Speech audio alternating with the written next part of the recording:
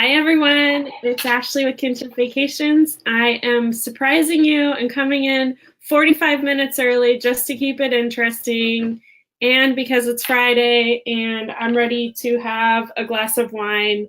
It's been a crazy week, but it's been an awesome week.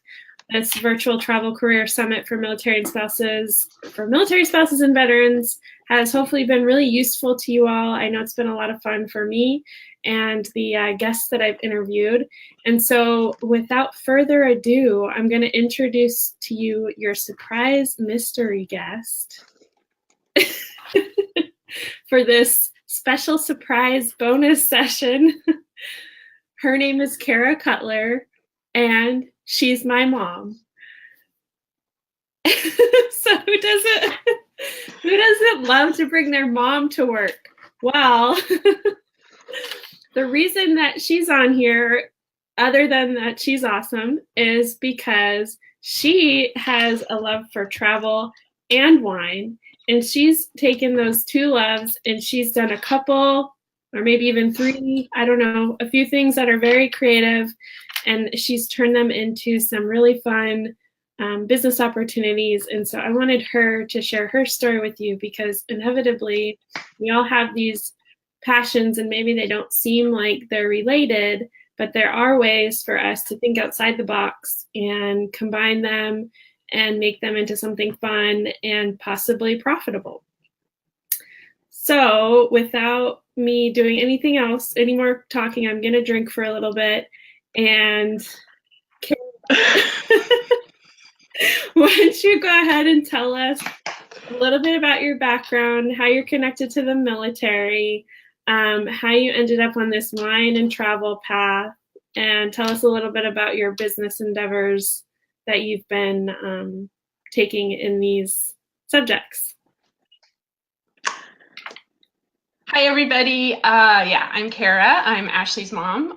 It's actually one of my to fame. So thank you for having me, honey. I appreciate it. You're sweet. I don't really know how much I can add to this conversation. I'm a veteran. I was in the National Guard. I was a military spouse for over 20 years. So understand the challenge of trying to figure out who you're going to be whenever you move every couple of years. And, we did that every 2 to 3 years for over 20 years. So I think my journey started with what I currently am pursuing, which is wine and travel. In the 90s when we lived in Italy, and it was a formative time for Ashley as well, and kind of made an impression on her. And I think it's one of the reasons why she really decided to get into this business. To call my two ventures businesses at this point is a bit of a stretch. I definitely, they're definitely passions of mine, and I definitely want to continue to enjoy doing them and pursuing them, but at this point they're not really paying the bills. So it's more of a hobby, but it's a hobby. They are both hobbies with fringe benefits. So I guess,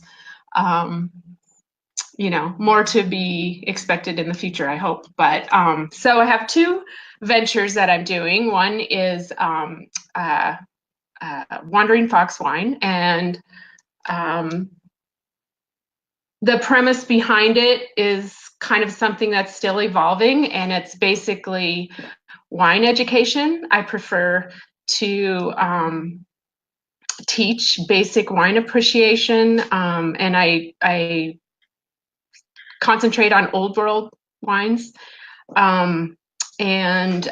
So my classes include how to taste, how to evaluate, classification of wine, and food pairing. And I include some of winemaking processes and history and culture and all those things that I truly love, and I know Ashley loves as well. I do a little consultation for restaurants with their wine lists. I can train people people industry on proper service for wine. It's not my strength or something that I definitely want to do myself, but that is in my repertoire. And then I have another venture with a longtime friend. She's a friend that I've had for over 40 years, and we have tried to take a hobby, which is hiking in the wilderness area. I'm originally from Montana, and it's beautiful here, and we get out, mostly groups of women, and we hike into mountain lakes and have a great time. And, you know, my friend and I did it for years, and we would have like a cold beverage waiting for us at the trailhead after we finished. And we decided to kind of translate that into something bigger because we always had people that wanted to join us. And so that particular business is still evolving because we're dealing with Forest Service permits and a lot of regulation. And in that respect, it's a little frustrating right now. But part of our other venture is wine themed travel and active groups, not just women. We're doing a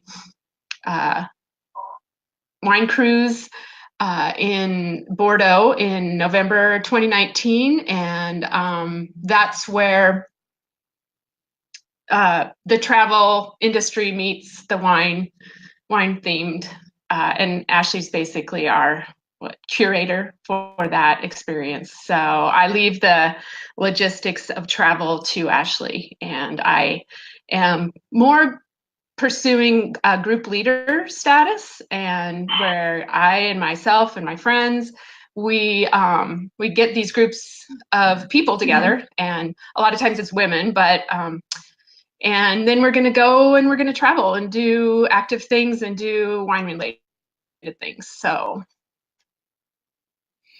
awesome. I can't think of anything else. Question. Well, there was a lot there, but I will say that so even though you're just, like you said that you don't feel like it's a business yet, they're in like startup phase. So, you know, if you decide that this is something you want it to grow, you can. It's something that you can scale, and you're figuring out how to work that out. And the other thing is, she's a certified wine person. I know she's definitely a sommelier, that level, but she's also something above that. I don't know. You tell us. You have wine training, is what I'm trying to say. Yeah, and actually that's one part of my venture that's actually kind of taken off a little bit, because I'm teaching some adult education courses, and that's really fun for me. I started with a group. It's the International Wine Guild, and they're based out of Denver, Colorado. And I started with them in 2012. And so that's when I got the initial sommelier certification. And I have since taken several other classes. And so I have my executive chef of wine arts. That was basically a food and wine pairing certification. And I've done level 2 in their particular institution, and now I'm at level 3, and I'm pursuing a master wine educator, and that will take me some time. It takes people that actually live in Denver, you know, usually 10 or 12 years. It's a lot of information to absorb, and but the homework is really quite enjoyable. So it'll take time. It's kind of one of those lifelong learner type of pursuits, and so that's where I'm at right now. My next class that I'm going to take is an in-depth French regional class, and I plan to do that definitely before we go to Bordeaux. But pretty excited about that. So sometime next year. So I have a lot of questions, and for anybody that's watching, please type your questions in the comment bar But I just wanted to back up and ask you if you could talk a little bit about, because there are military spouses that are watching, um, and possibly veterans. I know from my personal knowledge of you that you've had a bit of a winding career path, um, and most military spouses do. So, can you talk a little bit about your career history? And no, because I mean, you've done all kinds of things. Most recently, you've been in education, and you're actually using your education, you know, background and education in your new pursuit as well. So I feel like there's, even though maybe people's paths can wind a little bit, you can always take something from what you've done and apply it to what you're going to be doing next. Okay, so it's hard for me to tell you because you know everything, but about me. But People don't. So you pretend like there's other people watching. There are. Well, okay, so yes, extremely diverse background. I was a truck driver in the Army, so but I was never on active duty. I was National Guard. I started, I had Ashley really young, so I started in the workforce like really early. I was a dental technician. I was an X-ray tech. Um, uh, and so I did the X-ray, I did the healthcare thing for several years, and I thought that that was going to be a really translatable type of career for a military spouse. And I think a lot of times, sometimes medical careers can be translatable. But what I did find was that, you know, I would start a job and then we would move. And so it would be like starting at the bottom rung every time you move. And so what I really kind of found out is that I kind of had to reinvent myself for each deployment or for each, you know, PCS. And so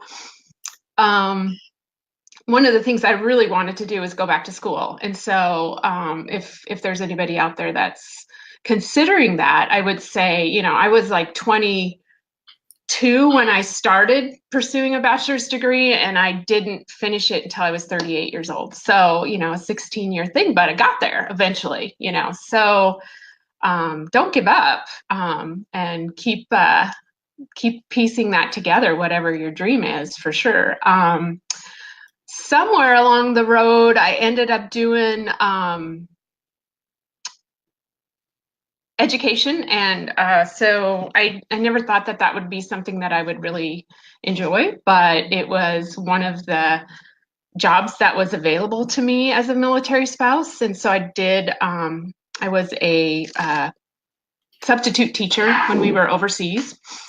And that kind of led into another career path where I thought that I wanted to be a counselor. And so, long story short, I ended up getting my master's degree and counseling military veterans for their tuition assistance, GI Bill, educational endeavors. And so that was actually really rewarding, and I really enjoyed it. And I did that for several years up until about a year and a half ago, when I decided to do something else and pursue a hobby that I loved. And luckily, my kids are all launched and doing well. My baby turned 21 last night, so I have a little more flexibility, and I also am not affiliated with the military anymore, so I can choose my path, which is a scary thing in itself, when you can't blame the military anymore for the reasons that you don't have a career. But I'm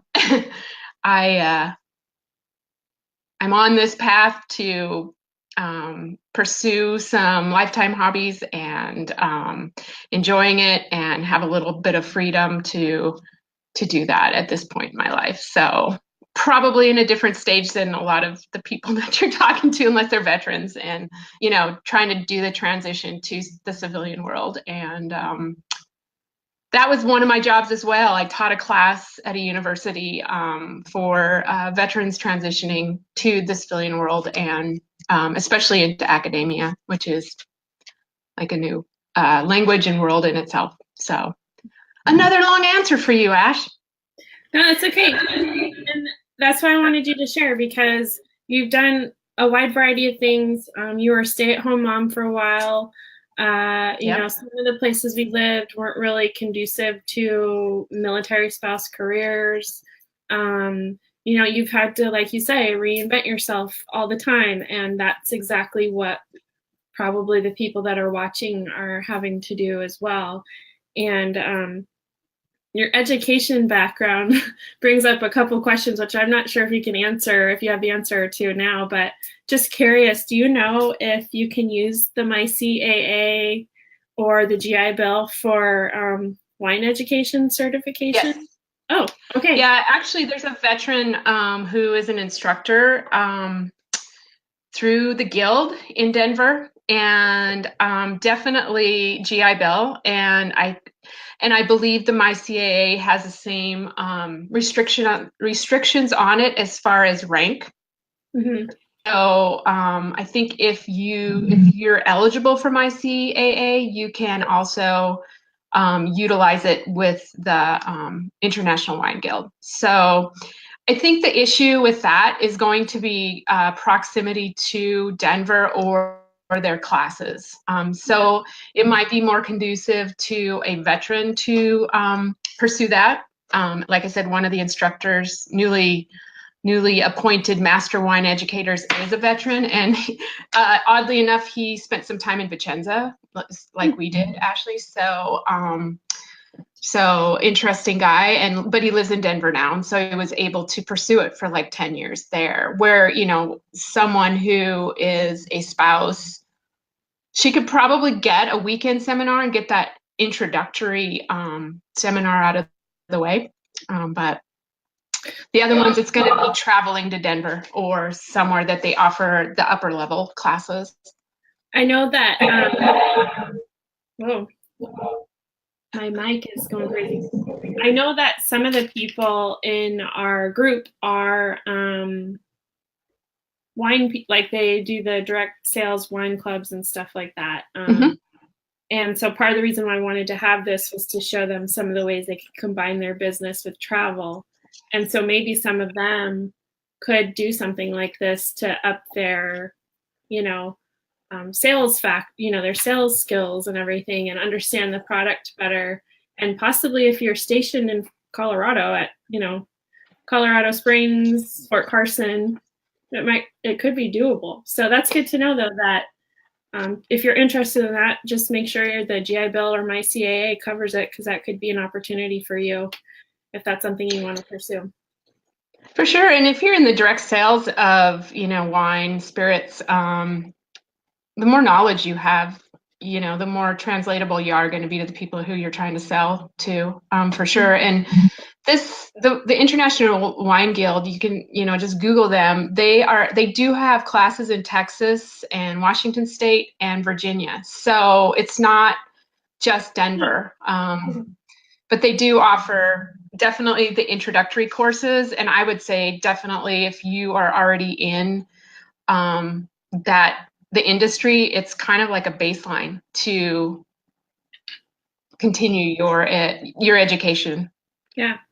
And certification. It's a place to get certifications. So they're not they're not cheap. I mean, but I think, you know, it's like a lot of you get what you pay for. And so I really feel like they're good. So that's helpful. So I want you to talk a little bit more about how, when you were in Italy, like some of your experiences when you first lived in Italy and how you dealt with wine, because we might have some people living overseas right now and it could inspire them to take advantage of, you know, the wineries or the breweries or whatever is in their location, how you took advantage of the local area and how even 20 years later, that knowledge and memories and passion are still there and has, yeah.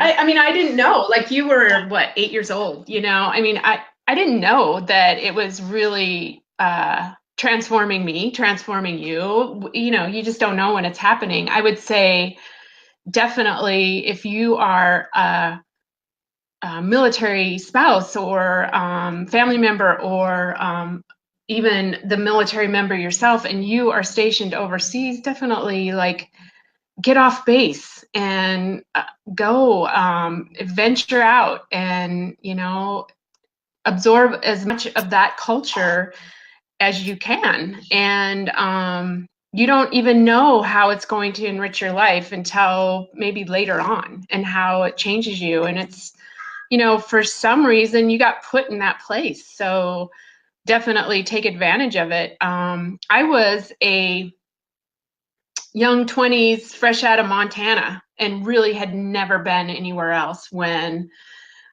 we moved to Italy the first time. And, you know, for the wine drinkers out there, I was drinking Sutter Home White Zinfandel with ice cubes and thought that was just the best thing ever. I got I'm not knocking. I do put ice in my wine. Well, this is a spritzer still, which is a faux pas. But yeah, with spritzer, totally. I'm having kombucha today, so I'm being a good girl. But I guess you're a bad girl, Ashley. So oh, back to Italy. So I think we love food, right, Ash? I mean, I think we grew up, like my mom's a great cook, my dad's a great cook. You know, we just have always loved food. And I had a girlfriend, her name was Gigi in Italy, and we just wanted to experience the food and the wine and the culture. And we ventured out and ate and drank and had fun. And that's one way that we connected with the Italian people. And I feel very blessed to have had that experience for sure. And it did make an impression on me. And so I will forever be a foodie. And I love to experience different food and wine combinations. And you know, Ashley, growing up in Italy, she drank wine at the dinner table from, you know, being, you know, a young child. It's not, different cultures embrace that. So, and my other daughters as well. And so it's a beverage for sure in America. It's definitely part of the meal in other cultures. And I really like that. It's an addition to the meal. So, blah blah blah. I could go on. So yeah. Okay, so let's talk a little bit about the group trips that you're doing. So for the people who are viewing and have possibly watched some of our videos from earlier this week, there's been a lot of mention about group trips. A lot of travel agents are really trying to tap into this type of travel because it's potentially very financially rewarding. But I will say, like, having been on a group trip, a couple of group trips now, it's also just really fun. It's actually a great way to travel. A lot of people have preconceived notions about what group trips are, and they're probably not always correct if they're done the right way and done with the right partners and everything. And so first, talk a little bit about, if you could, the trip we went on last summer, which was actually a familiarization trip, and it was all around exploring the group business strategy, which we're as partners pursuing together, and then talk about you know, what kind of ideas you have in the future for group trips for your wine business and for Wine Women in Wilderness's wine travel business. You know, when you were saying that, you know, just it brought up something that, you know, I think it's kind of a catchphrase now for women, but I think finding your tribe and the pursuit of your tribe. And I think that as a military spouse or military member, military family member, veteran, especially, especially if you've spent some time and you've moved and moved and moved, you have this family within the military, and but then you move and, maybe you don't see them again. And so I think that having a tribe is just really important, whether you're single, whether you're married, to have that group of people that has a common interest and kind of gets you is what we all kind of need. So, and I said, I got to go on this trip with Ashley and her tribe. Basically last summer in August, we did a Rhine River cruise, and started in Switzerland and went, hit, the Rhine River goes through France and obviously Germany, and we ended up getting off of the boat in Amsterdam. But for me, it was a really great experience to meet Ashley's tribe, the guys and gals of the Gifted Travel Network, and how amazingly supportive they are of her and each other. And so, in that way, I got to have a bird's eye view of the awesome tribe that Ashley's affiliated with, and just to be proud of her. And she's building a bigger tribe, I guess, by doing what she's doing, and for actually no benefit to her other than she's just kind of a giver and a leader, and she always has been like that. So kudos to you, Ash. But yeah, that was an amazing experience. I mean, every meal, every glass of wine that we had. So it was a river cruise through the Rhine, and the Rhine River is, has their famous wines, predominantly German Rieslings and I say Gewürz because it's Gewürztraminer, but so, and then, you get that same varietal, you get to taste it with the French interpretation in the Alsace region. And anyway, it's such a, I don't know, I keep coming back to like food and wine, like Epicurean experience. And so here we are with this group of people that are really coming from all walks of life. And wow, we had so much fun. We just had so much fun. And the nice thing about it, is that if you wanted to participate with the group and do an excursion, you had that opportunity to do that. And if you did not, you can go off on your own and do your own thing. And I think that it's one of the really beautiful things about those specific river cruises. I'm not knowledgeable about ocean cruises, but river cruises, smaller group of people, and you get off the boat every day, you do some kind of excursion, and we got to get into the heart of the communities in the Rhine, and also we got to have a great time with Ashley's tribe, the Gifted Travel Network. And we had karaoke night. We kind of took over the ship one night, and we just had a blast, and it was really an amazing experience. And so translated to today, and we decided, Ashley and I and my partner, Sue, who I do Wine Women in Wilderness with, decided we wanted to share that experience with our tribe. And so we are doing the Bordeaux wine cruise, and really excited to for our group to experience that. And our group is active, are really pretty much active people. And so we're going to be able to do some bike rides and hikes and those kind of things. And actually, it's already kind of built into the itinerary that Ashley created, Alma Waterways. And so pretty excited about that. Did I answer your question? Yeah, no, that was great. Talk a little bit about like what your ideas are for future group trips, though, because I know we've brainstormed. Yeah. What's your vision for this group trip strategy over the next 5-10 years? Okay.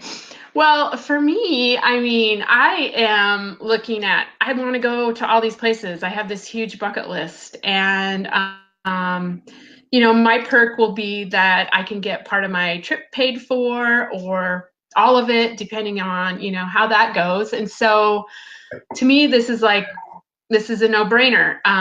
So we will definitely do a big trip every year to 2 years, hopefully every year. And the next one that I would like to do is a New Zealand trip, which would be extremely active for sure. And then, who doesn't love the Sauvignon Blancs from Marlborough? So, just throw some winery excursions in there. But New Zealand is an expensive place to go to. So, but I have people that have taken my wine classes that would love to go to Greece, would love to go to Italy. So those things are all in the works. And we're also doing smaller things that are more domestic, maybe, trips to Napa, or, I actually was fortunate to work in the wine world in Washington State. So the wine industry, couldn't come up with that word. But even though I specialize in old world wines, I know that there's some really awesome domestic wine producers, and where Ashley lives in Virginia, it's really up and coming. So I think it's kind of endless, and I am kind of in that group that's kind of a niche group right now, which is, I think, over 40 women that are, want to travel with other women. And so, whether you're single or married or whatever, I think women my age definitely enjoy camaraderie with other women. And so we, the group travel is something that, I'm going to do with my girlfriend, Sue. And, whether it's a big excursion to New Zealand or if it's just, going to our local winery, or, we do cross-country ski things in our area where we'll do like a bonfire with the full moon, and, have hot spice wine, glühwein, and, some snacks and stuff like that. So just kind of getting together with your tribe. And I mean, we talked about specialization a lot this week too, and that's a really good example. She's created a niche, whatever you call it, that caters to her friends who she knows. And her niche is active travel for women who like wine. And so she can very easily market that and target the right people, and they'll be attracted to her because that's a very clear message. If you're not active, you're probably not going to want to hang out with her. If you don't like wine, you probably won't. If you're a 20-year-old, maybe, but probably not. I don't know.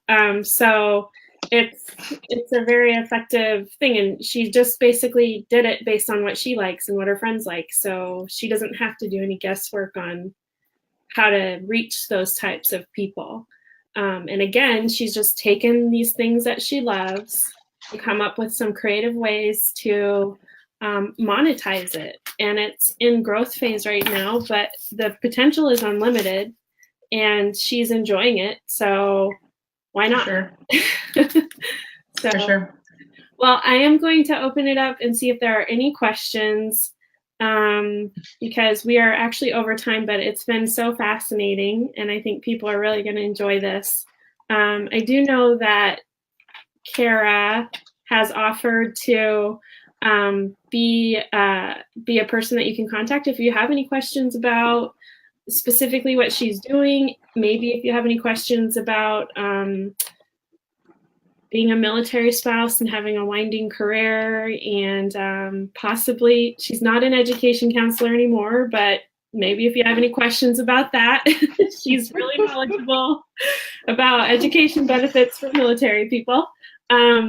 but she's available for that. Can you let us know what's the best way to get in touch with you? And then I will make sure I type it in the comments bar, but just tell us. Yeah, I mean, you can email me, or if this is a Facebook platform, so definitely Facebook Messenger, but my email is Kara. Sorry, it's really long. Kara dot. You're going to put it out there? Yeah, that's fine. Okay. Yeah, I mean, totally. Yep. Okay. Facebook Messenger, Facebook, whatever. I'll share her Wine Women in Wilderness page as well, and her Wandering Fox page. So make sure you like that. Stay up to date with what she's got going on, especially if you're ever in Montana, reach out to her. And maybe you're inspired and you want to join the cruise. Reach out to her too, because she'll be there with a fun group of people next November in Bordeaux. Yeah. But I don't see any questions. And actually, we do have some 20-year-olds. Oh yeah, on that group. You do have some 20-year-olds, but again, because group travel, you don't have to do everything with the group if you don't want to, or you can't. So I don't see any questions, but I am going to ask you to provide one more piece of wisdom for those who are watching. If you had one piece of advice to give a military spouse or a veteran who's trying to figure out what to do with their career or how to start a new career, what would you say to them? Yeah, Ashley, you're way better for. That's not true. I can't even speak. So one thing about Ashley is that she persevered. I think that no matter what, when you're starting something new, especially as an entrepreneur, you're going to get that no in your face a couple times. And, one person's opinion is one person's opinion, and you can't let that stop you. But for sure, like people say, listen to your gut. I would say for sure, does it feel good to you? What you think you're, trying to pursue, and really get in touch with that inner self. And that can be a huge guiding force. And, I think in hindsight, I didn't always listen to that inner voice. And I feel like as I got older, I definitely started listening to that voice. And, I don't have to prove anything to anybody anymore. And I think that is something that comes with age as well. But you only get one chance at this life. So why not be happy? Why not pursue something that makes you happy? And so that's kind of my philosophy now. But don't take a few setbacks or turns in the road as the end of the road. For sure. Just keep going. If it feels good and that that's really what you want to do or love, then pursue it. And if you don't know, the best way to find out a lot of times is by experiencing something that you don't want to do. And then you can rule that out and try something else. Try another path. So yeah, if you never try, you'll never know. Well, if you never try, you'll never know. So absolutely, that's true. Yeah. Well, I just want to end this by saying that part of the reason that I've been so inspired to do what I'm doing in trying to create a tribe for military spouses and veterans where they feel supported and feel like they may not be the typical, I shouldn't say typical because there's no such thing, but it may not be the military spouse that's like all gung-ho about being a military spouse and all they care about is supporting their military member and just, being there for them, which I think that's amazing. And I have a lot of respect and admiration for people who are like that, but that's never been me. And I know that was never necessarily my mom either. And I watched her, persevere through the challenges of, being married to an active duty Army officer who was in sort of a high demand jobs and trying to raise her kids and get her education and trying to find work when she could. dealing with the catty FRG leaders and the, it's not, there's so many great opportunities that come with military service and being a military family, but it's not all roses and perfume, and from watching my mom and how she had been a role model for me in this life, and knowing that I don't have to be some sort of mold that, the Army Wives Manual has created for you to be, and knowing Do they that. still have that? No, yeah, it was published in 1890, or, I don't know. Yeah, there are certainly still Army wives that believe in that manual. Yeah. And they're writing new ones as we speak. Mm-hmm. Not even joking. But knowing that, like, I'm not like that. I'm not going to be that mold. And I know that there are others of you out there like that. And I know that there are veterans who are still struggling to find your people because you're not in military service anymore. And maybe you haven't found that tribe that gets you. So my whole goal is to just create that community where we get each other and we can help each other. And we're okay with not being the Army Wives Manual example of success, or, the Navy, Air Force, whatever. There's so many branches of service watching here today. But so I do want to thank you and give you credit for that, because you're an example of trying new things and persevering and, saying, F that, I don't have to be that lady, So just to, if anybody's crying, sorry, I'm going to turn this off and go cry. But that's how we're going to end this virtual travel career summit for military spouses and veterans. And that was, I think, an appropriate ending. Full circle. It ends where it starts. But if you have any questions or want to get in contact with Sarah, I'm going to post her contact information in the comment section. And please stay in this group, stay active in this group, watch any videos that you missed, reach out to the members of this group. You can reach out to me if you're just starting out and you want to have an exploratory call. I have a link on there where you can schedule yours and we can talk about your career and travel. There's a lot of resources for you on this page, and there's a lot of people that want to help you. So don't be a stranger. We're here for you. And I really thank you for those who watched this week for tuning in. It was a lot of fun for me. I'll probably do another one of these virtual travel career summits in a few months. So stay tuned if you want to tune in for that next time. But otherwise, this is it. Like, have a happy weekend. Go get your wine with ice cubes in it, because it's hot as hell outside. So, all right. Well, thank you for joining us. I love you, Ashley. You're adorable. Oh, thanks. Love you too. All right. Bye, everyone.